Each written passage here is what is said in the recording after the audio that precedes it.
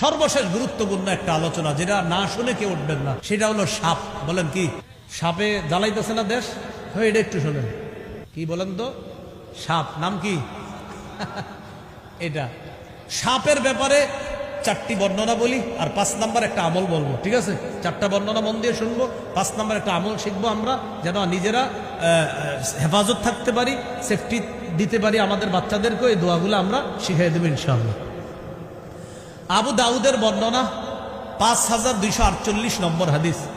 এই হাদিসের মধ্যে আসছে عن أبي هريرة رضي الله تعالى عنه قال قال رسول الله صلى الله عليه وسلم ما سالمناهن منذ حاربناهن।